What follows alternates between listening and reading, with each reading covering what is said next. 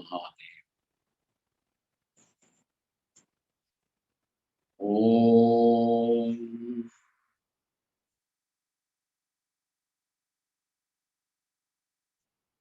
Om yo Brahmanam vidadhati purvam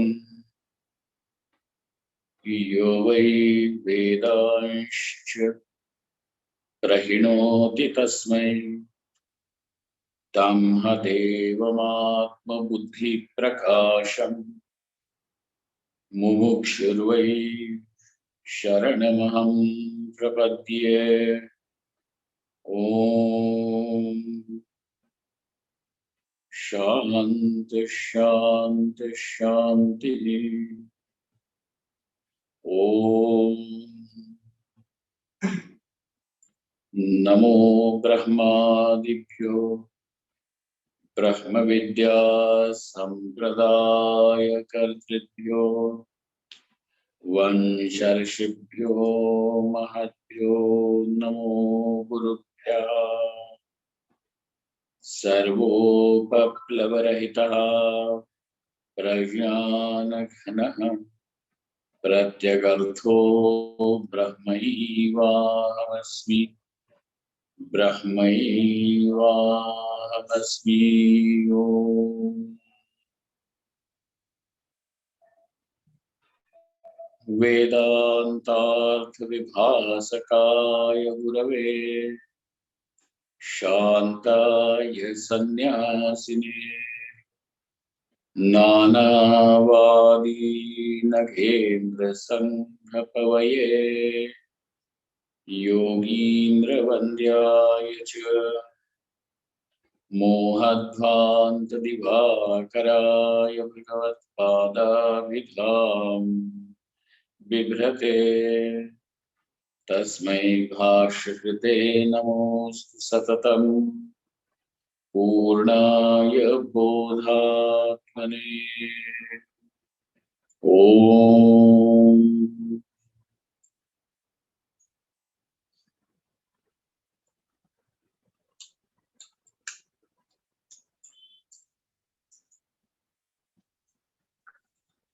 So far, now we have understood that this Atma is free from doership and experiencership, which means in the self there is no kartritvam and no bhoktritvam. Why? Because the self is neither the karta, is not the doer of the action, nor is this self the object of this action. What does that mean? That when it is said, Ramaha Vanam Gacchati, the sentence is Ramaha Vanam Gacchati. Rama goes to forest. So the action is of going. The action is of going. Gacchati. Gacchati is the Kriya Pada. The Pada, the word which denotes or declares the action. Now, Gacchati. Once just having said Gacchati, goes. This word demands who goes and where is this action of going culminating? Where does it fall? So what is the subject of the action? As if action is there naturally, you're going to ask, who is the agent of the action? So then you say, Ramaha Gacchati. Rama goes. So who is the Karta? Rama is the Karta, the doer, initiator of the action. Okay. He is the agent of the action. Therefore, is the karta. Okay. Rama goes. Rama goes. And where does Rama go? Gramam gacchati, nagaram gacchati, athva vanam gacchati, kutra gacchati. So then you say, vanam gacchati. Rama goes to vanam. Vanam means forest. And therefore, what is the object of the action? Vanam. On one hand, there is subject of the action, and on the other hand, you have object of the action. Any action will have subject and object. I drink tea. Okay. I am drinking tea. I am drinking is now the verb kriya pada is drinking. So now there is an akanksha. There is an expectation with the verb, with that verb. Who drinks?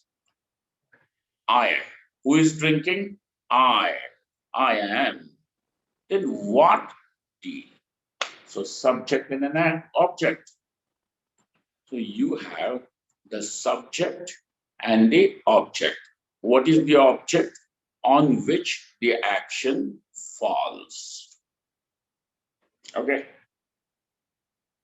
Who is the subject? The one who initiates the action. Okay. Now let us say Arjuna kills, or Arjuna is killing, who is this? Bhishmacharya, Pitamaha Bhishma. Arjuna kills Bhishma.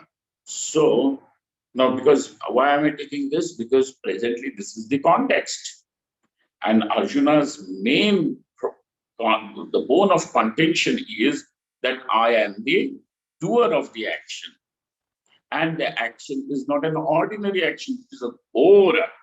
It is a terrible action. Ghora, terrible action, because it is violence. It is so much of violence. So who, and it is not ordinary scolds Bhishma or something, reprimands Bhishma. No, no, no. It is what? Kills Bhishma. So that killing is the action, Arjuna is the doer, and Bhishma is the object. So Arjuna says, I am the killer. And what would Bhishma then say? I am the one who is killed. Okay. In both the sentences, I is the doer, and in another place, I is the experiencer of the action. So the subject and object, both of them are related to the self, I. I am the doer, I am the experiencer. And this is what is the claim everywhere. What else is ego other than this? Aham karta, aham bhokta iti. बहुत मजा आवे से आवे से बोलते क्या बोलते बहुत मजा आवे छे. So who is the enjoyer or experiencer? I am the doer, I am the experiencer. Aham karta, aham bhokta. This is what is the meaning of I available with us presently. Because whenever you are going to speak any word, the word has to have a meaning. The word without meaning is only noise. So when you say the word I, what is the meaning of word I? And therefore, the meaning of word that becomes available to us immediately when spoken in the present state is I is the doer, I am the experiencer. Okay, this is what is the meaning. Now, by the very virtue, the one is a doer, one is an experiencer, it means parichinnatvam. What does it mean? It means a sense of limitation, sense of smallness, sense of limitation, parichinnam. Deshataha, kalataha, vastutaha, parichinnam. Got it? This sense of smallness is dukkham. Sense of incompleteness is dukkham. Ask a person, what is your dukkham? He says, I don't have enough money. I don't have enough, which means I have money, at least 5 paisa, but I don't have enough money. It is limited, it is small. Meaning of enough will be different for all people. Not enough. For somebody, even $1 million and multi-million-dollars is also not enough.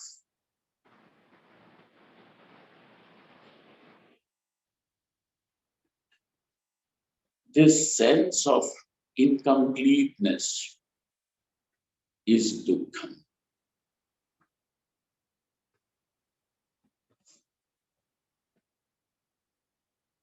This is dissatisfaction. And one is trying to eradicate this sense of incompleteness. This incompleteness, its expression is aham karta, aham bhokta. Because what is it that you are experiencing? I am experiencing my incompleteness. I am dissatisfied. I am dissatisfied. I am not fulfilled. मैं पूर्ण नहीं हूं, मैं परिपूर्ण नहीं. यही तो मिलता है. How will this incompleteness go? So there is no way of making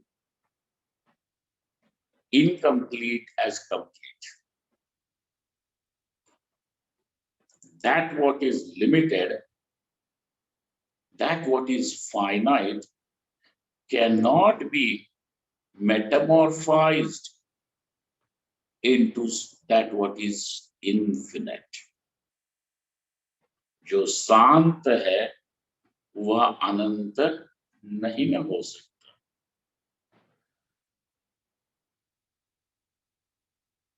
But there is only one thing, and that is that what is complete is misunderstood as incomplete. That what is purna is misunderstood as apurna. That what is infinite is misunderstood as finite, small. Why is there this misunderstanding? Because of ignorance, not knowing. And how would this ignorance go? By dancing, by shouting, by running around. By what will ignorance go? Hey, ignorance goes away only in wake of knowledge. And therefore, Bhagavan Shri Krishna says, Enam vidhi, know this. Know this. This is the problem. Because it is the problem of incompleteness.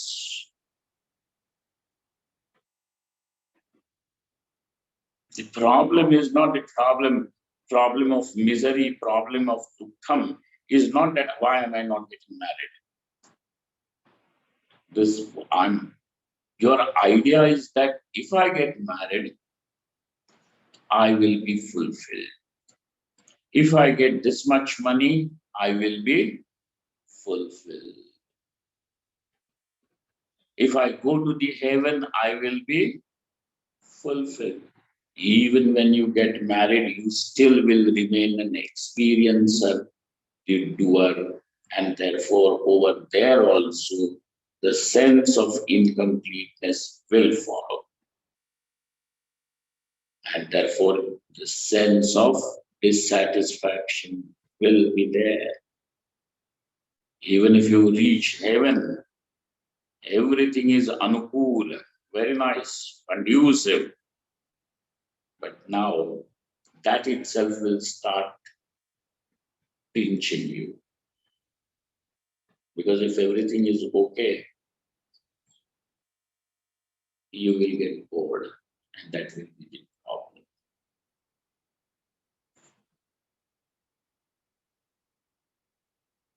So therefore, now you tell the problem of misery is the problem of ignorance. And ignorance will go away only with knowledge. And therefore, we have this smriti, jnanad eva tu kaivalyam. It is eva means only through knowledge is this freedom. Which freedom? Economic freedom, social freedom. What freedom? Freedom from misery. This is the solution. And because there is the problem of misery is a universal problem. Ever since there has been the first human being, or ever since there has been the dawn of humanity, it arose as aham karta, aham bhokta, and therefore the problem is an existential problem, and it has been since always. And therefore, the solution to this problem does not change because you are in 21st century. If the problem has not changed, how would the solution change?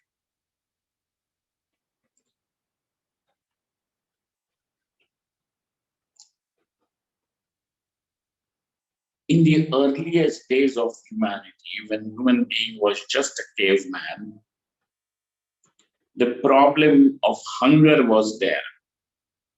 And how would that problem of hunger go away?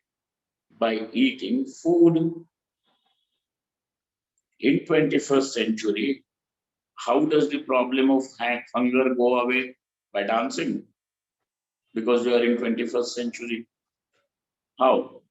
Hey, even today, that same problem has got the same solution. That is, you will have to consume food. Exactly like that, this is the problem of misery. And this problem of misery is actually the problem of ignorance. And ignorance can go away, will be eradicated only with knowledge. And therefore, even during whether it was Arjuna or Subhadra or anybody else, if this is the problem, this is the solution. And therefore, even if it is you today, it is this same solution. And therefore, this knowledge that Bhagavan Krishna is imparting is not a solution or is not a knowledge for a particular community. It is applicable to all. So wherever there is a human being with the sense of misery, with the sense of incompleteness, this is the solution. It is not some sort of a social structure that Sri Krishna is a revolution, that let us make our own what do they say, Rajya, a kingdom. No, it is simply a solution. It is a solution. Therefore, it is not a movement like a caliphate movement. Let us have only one king and everybody should be under this. They should be only under this one theology. Come on. And we are not interested in creating any theology, any belief system. It is just knowledge that Sri Krishna is imparting over here. The only context is the context of being on the battlefield. That's it. It is not a context where the teachers are talking to the student in the quietude of the forest.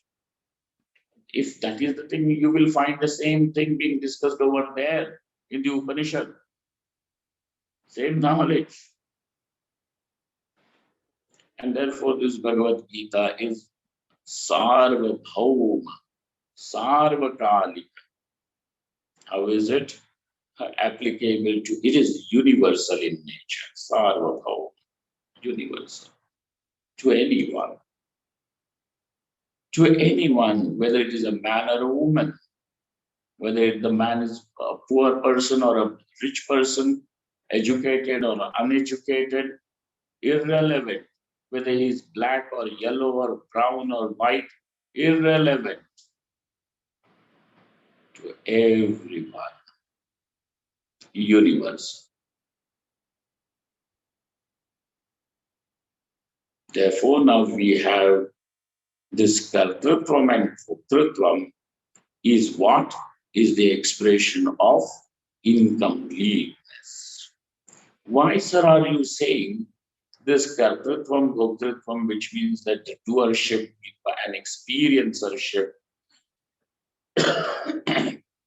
is incompleteness, expressions of incompleteness? Listen.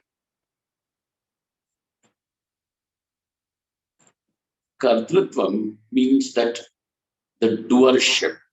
What is it that you want to do, or why do you want to do? I want to do an action, and I want to do the action because I want something to change. Why do you want something to change? Because with that change, I expect it will give me fulfillment. Otherwise, why would you change your job? Because you are saying, I'm changing my job because this job does not give me fulfillment. And therefore, I expect when I change my job, the new job will give me satisfaction. It will give me fulfillment. I'm changing, I'm married. I'm sorry, I'm a bachelor. I'm changing my status to being married. Why? Because it will give me satisfaction. It will give me fulfillment. Then a married man wants to change his status. What? Single again. Why? Because that will give me peace. That will give me fulfillment. Everybody is seeing kartrutvam and bhoktrutvam. Necessarily you are seeking fulfillment, which means it means that you basically discover yourself as incomplete. If you are complete, why would you want to be complete? You don't want to become a man. Why? Because I'm already one. A man may want to become a woman may want to become a man. A rich man may want to become poor, a poor man may want to become a rich man. You will chase something that you are not. You will want something that you are not. You want to be complete because you are not. But on knowing and finding, on discovering that I am complete, why would one want to become complete? Because I am already. Ahamasmi.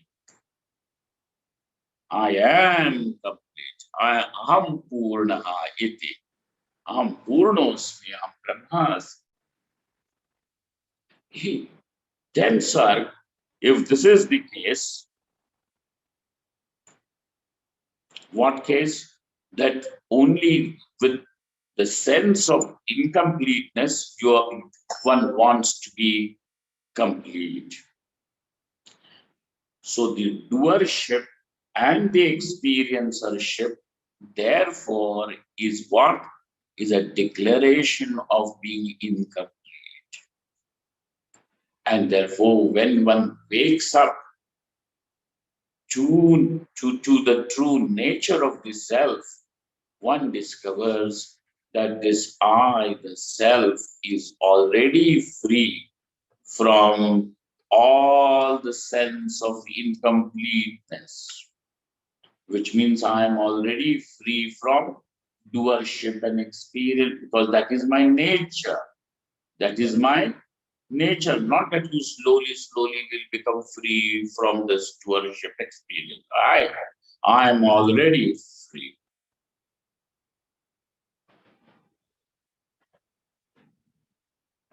When you know it is a rope and not a snake, the snake does not disappear slowly. Now, in a last 5 minutes from the head onwards to its mid portion of the body, the snake has gone. Now I'm seeing, now rest the tail yet has to go. Does it happen? When you know the rope as rope, rope is known, the snake is gone. It is not going to happen in parts and parcels. Gone. Either you know or you don't know. There are the only two things. ज्ञानी हो क्या अज्ञानी हो, बस यही है. या तो ज्ञान है अथवा अज्ञान है. Only two things. Either you know or you don't. And if you know, misery is not there. Na anushocanti pandita.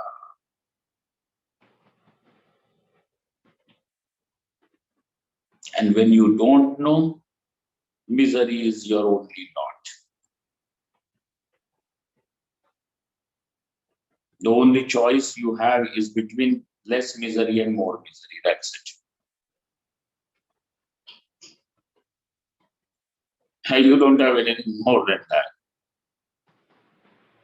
So therefore, he who has now known that this Atma is free, and why is this Atma free from doership experiencership?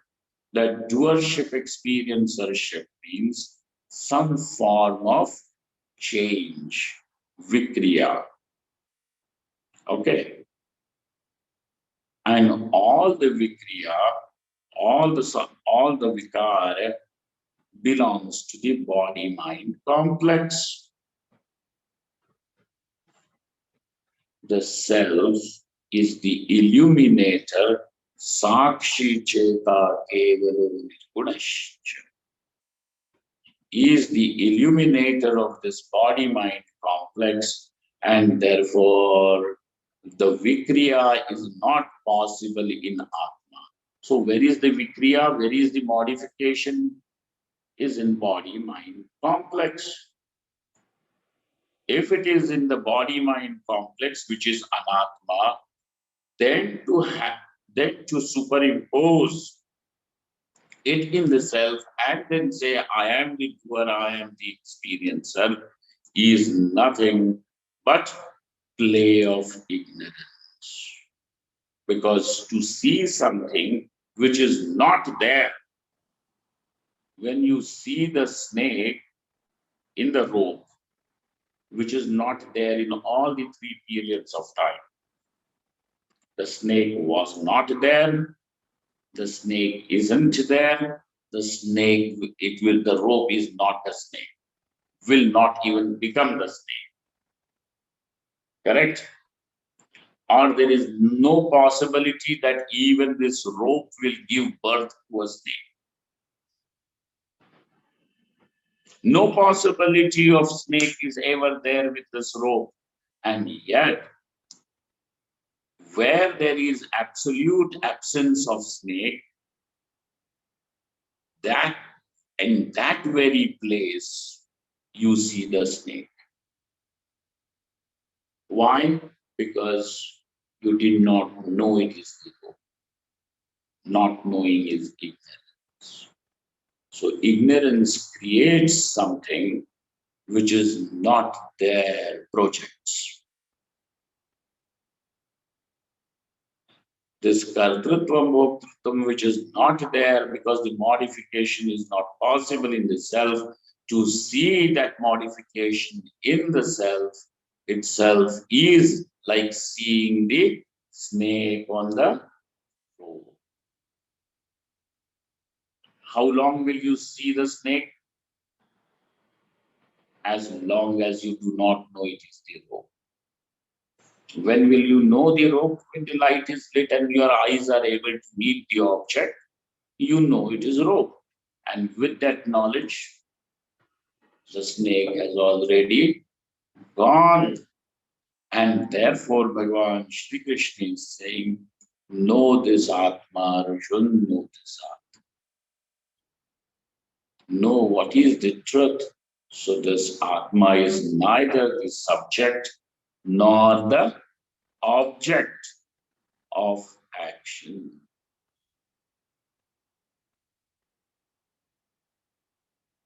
कर्ता भी नहीं है और कर्म भी नहीं है.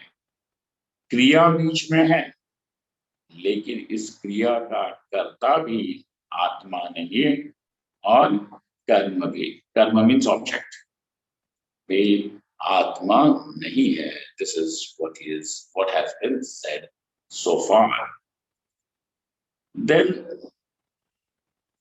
it was reiterated. The whole discussion was once again, because this is what a teacher is a sign of the teacher. Puja Swami Tejamaniji used to tell us that tell what you are going to tell. So in the beginning of the class, tell them what you are going to tell. Then tell them what you have told you will tell. And then tell them what you have told. The 3 parts. Tell them what you will tell. Tell them what you said you will tell. And tell them what you have told. So a teacher will always reiterate, recapitulate, bring it back to your focus again and again. And this is a sign that we see in Shri Krishna Bhagavan as the teacher. Because over here, though it seems that, Bhagavan has already told Atma is Nitya, etc.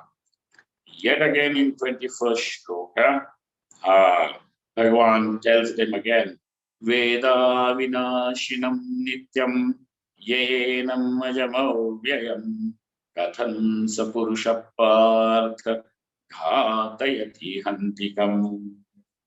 And therefore, this Atma, the self, is free from kartritvam and bhoktritvam. Now, one more topic is there which comes silently into the discussion. I hope you all are along with me. And the topic is a little very interesting thing. As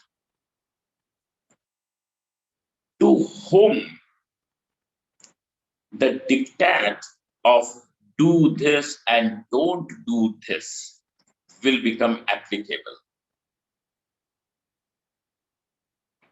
To whom? Now, there are 2 objects in my room. Let us say, one is a table and one is Anuj. Okay, 2 things. I can see two things. My eyes are able to perceive these two objects. Anuj, he is sitting, this table. Now, when I say, give me water, don't give me coffee. So there is a do and there is a don't. To whom will this become applicable? Give me water, don't give me coffee. To whom will this thing become applicable? Why? Because in the or let us say there are two living beings. Oh, table, forget it, because then you know you will pull your logic, God knows there. Because people love to argue, and they argue without understanding a point. There are two, let us say there is Anuj and Carbon.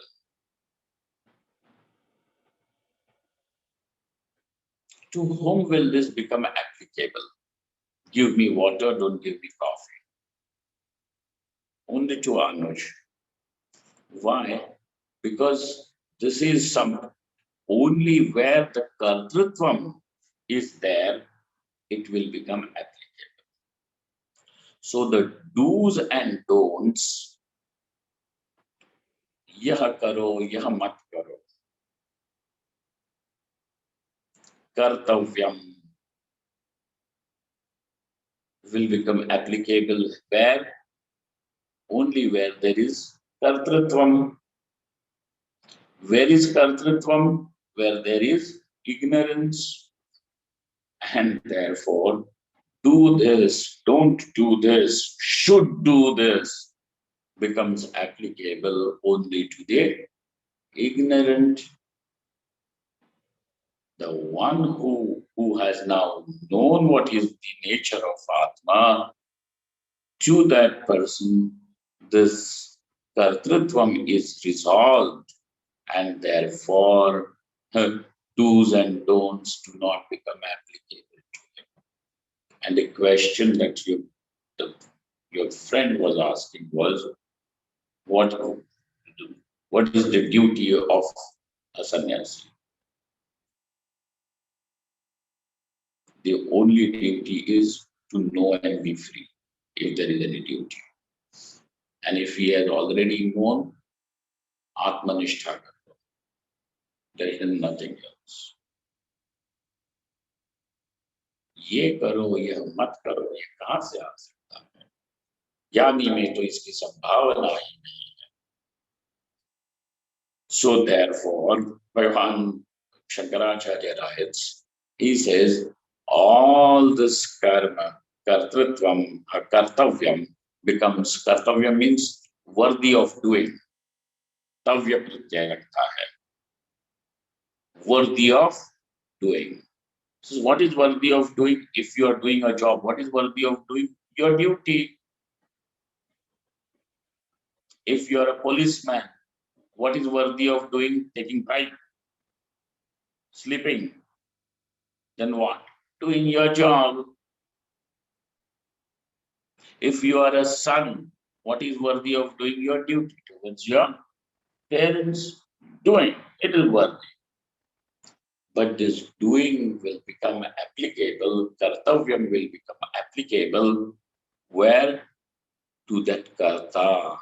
But when you have discovered that this Atma is not the karta, is free from all that, where is the idea of any kartavyam? That this is to be done by me. Therefore, vidushaha kartavyam nasti. To the knower of the self, there is no kartavya. So therefore, what is there? Sarva karma sannyase eva adhikaraha.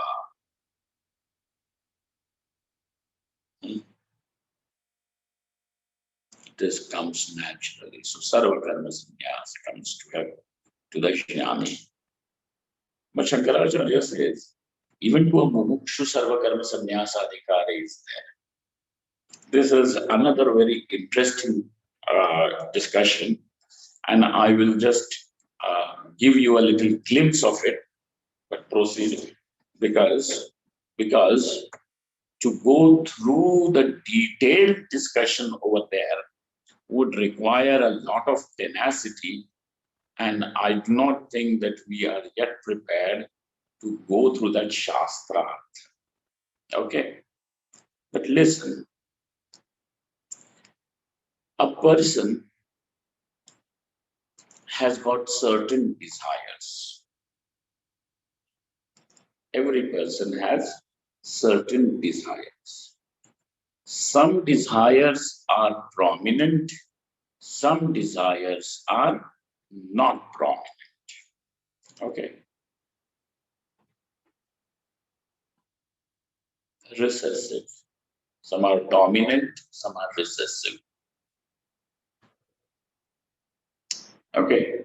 That is how you are able to prioritize your desires also. I want this. Why? Because this is the strongest desire. And other things, well, I want that, but I can let it go. Why are you letting it go? Because the desire is not very strong for it. All right. So we have desires. All the desires can be categorized under these three things universally. Putreshana. Eshana means a desire. Putra Ishana, Vitta Ishana, and Loka Ishana. Okay. Now that Putreshana means a desire for progeny. Now that desire for progeny is also rewarded by nature by giving you physical pleasure. Some physical pleasure the body is able to generate. So there is Putreshana. Vitteshana means desire for wealth and security. Wealth. Wealth means whatever you may value as important. That gives you security is wealth. Wealth. Generally, people consider money, gold, property, this as wealth. Wealth. Vitta. And then you have the third one, which is location. Desire for some loka, world, existence in a pleasurable, comfortable, conducive existence in the world, whether it is here now or in the next life. Paraloka. Ihaloka athva paraloka. So in Ihaloka, what do you desire from this look? You want people to admire. You want people to call you good. People should appreciate you. Nothing wrong, but that is what people desire. Don't you say that, well, I am doing so much for you. You should appreciate me. What is that? Location.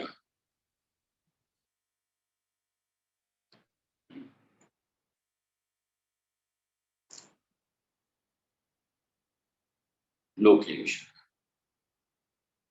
So somebody says, I am a scholar, and therefore people should recognize and respect me. Location. I am a powerful person, well connected to all politicians. People should respect me, my power. Location. Wherever I go, people should salute me. Sir, namaskar. Location.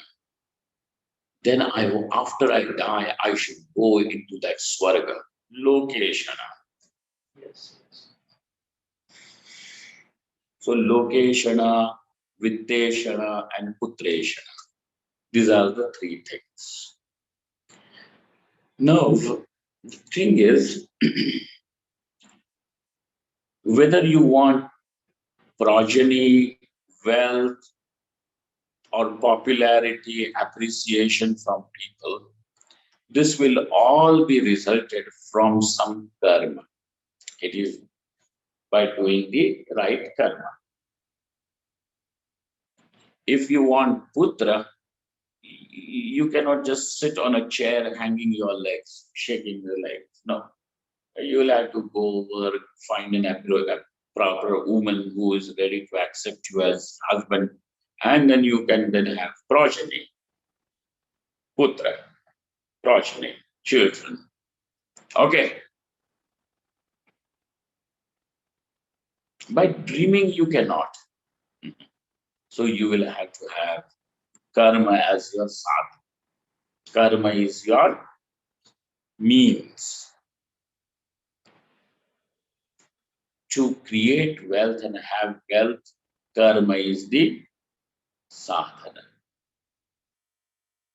To go to have even loka, ihaloka, paraloka, karma is the sadhana.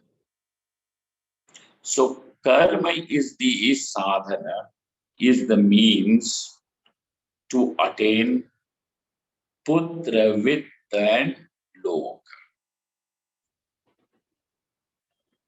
Then there is a person, another person, who says that even if I have putra, vitta and loka, will that free me from dukkham?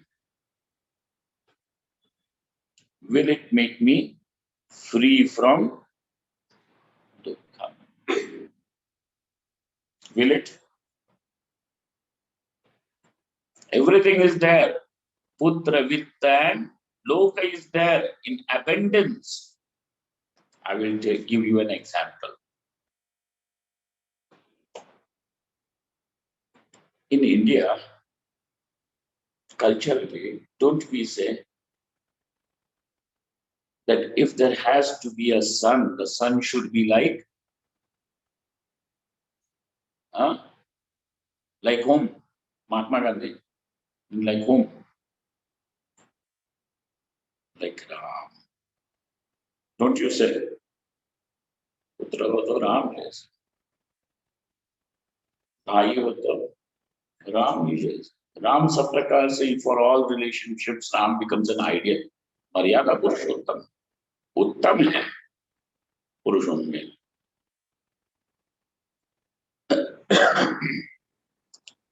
He is the standard. मर्यादा है, standard है सबका.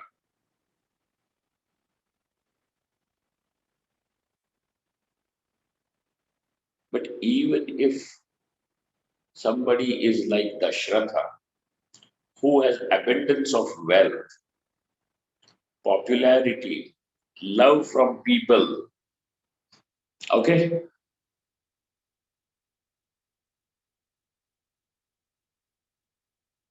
And a son like Ram.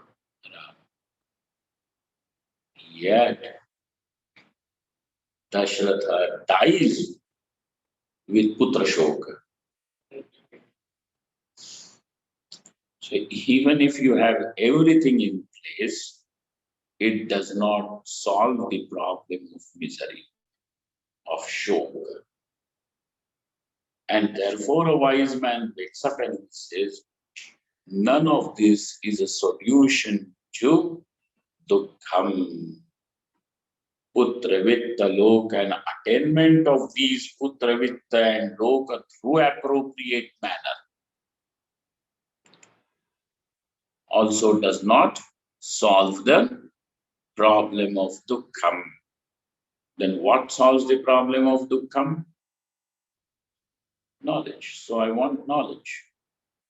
When I do not want putra, vitta and loka at all, this person says, I do not want putra, vitta and loka at all. Will he have karma as his sadhana now?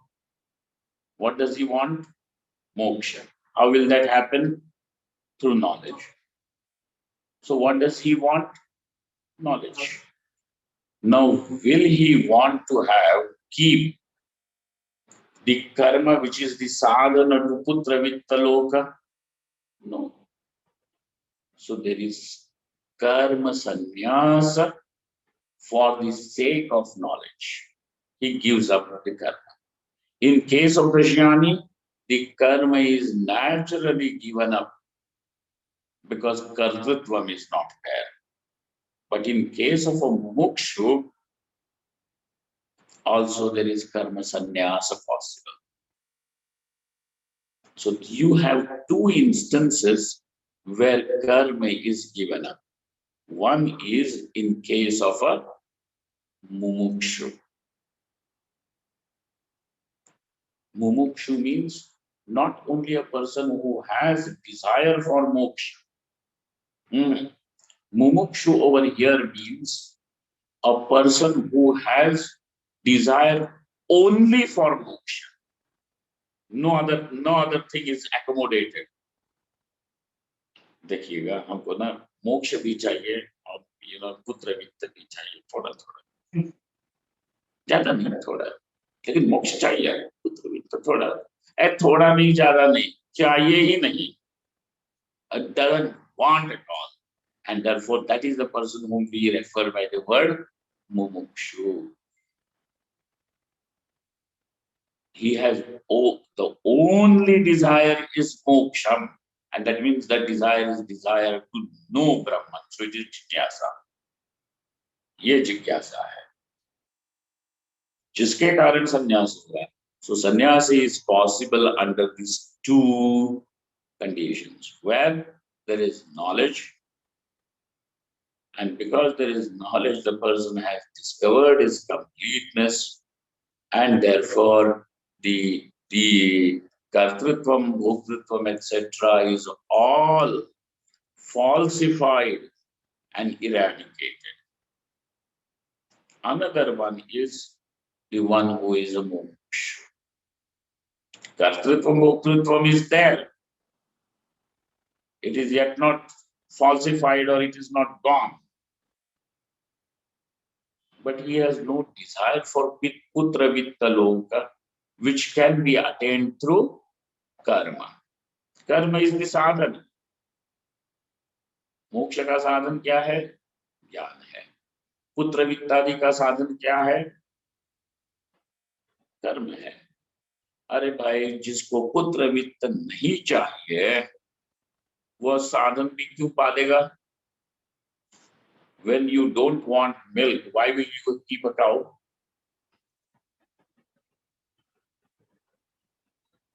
एक साधन है, एक साध्य है.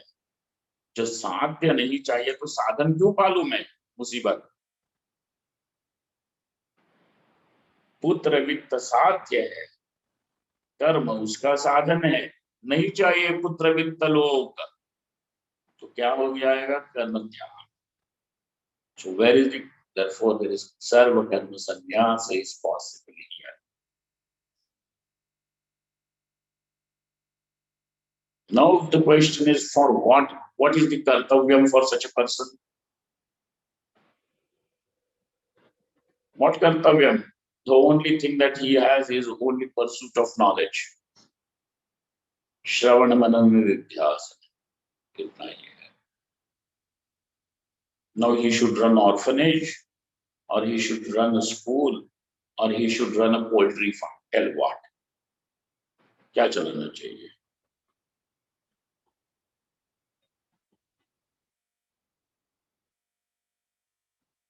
नहीं, समाज के लिए उपयोगी कोई चीज करनी चाहिए.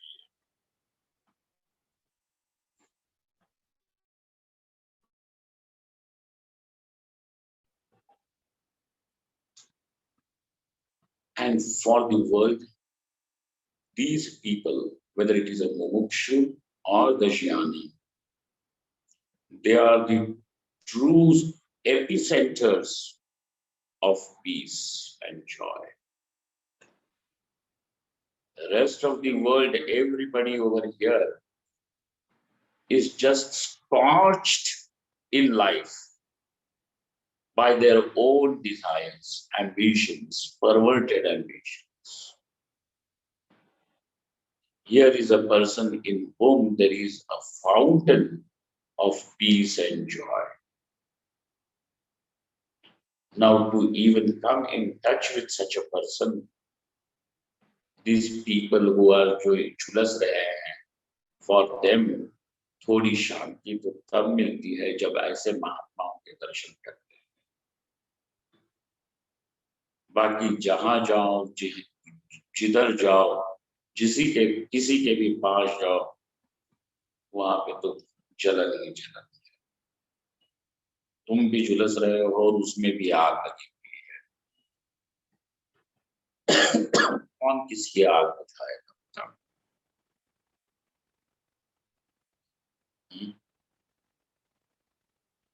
जब तुम्हारे बदन में आग लगी हो तो तुम क्या दूसरे की आग बुझाने जाओगे? तुम दूसरे के पास सोल्यूशन मांगने जा रहे हो, मुझे तुमसे शांति दो। अरे वो जल रहा है, वो क्या तुम्हारी आग बुझाएगा? How will he give you a solution? So the solution that people want, even when they want a little respite, थोड़ी सी भी शांति चाहिए, तो ऐसा क्या, ऐसा वो। अब बताओ, ऐसे ही पुरुष को, such a person in life, the Vedas, the Shruti, Bhagavad Gita, Bhagwan Shri Krishna says is the epitome of human existence. He is the epitome of human existence. Because that what can be attained in human life is already there with them. And therefore, Bhagavan Shri Krishna also does not hesitate in saying, Jnani tu atmaiva me matam. परमात्मा के दर्शन करने हैं तुम्हारी खुली आंखों से? Do you want to see God with your naked eyes? Go see a ज्ञानी.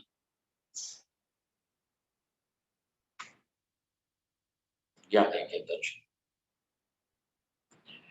ठीक है, तो इस प्रकार now, so even this discussion of sarva karma sannyasa also comes in to the light because kartrutvam bhoktritvam is denied in atma, and therefore even kartavyam is not there. For whom the kartavyam will not be there? For a jnani. Who else? Therefore, if there is only sarva karma sannyase eva adhikaraha. Now again the teacher. Who is the teacher here? Bhagavan Shri Krishna. Bhagavan again brings the topic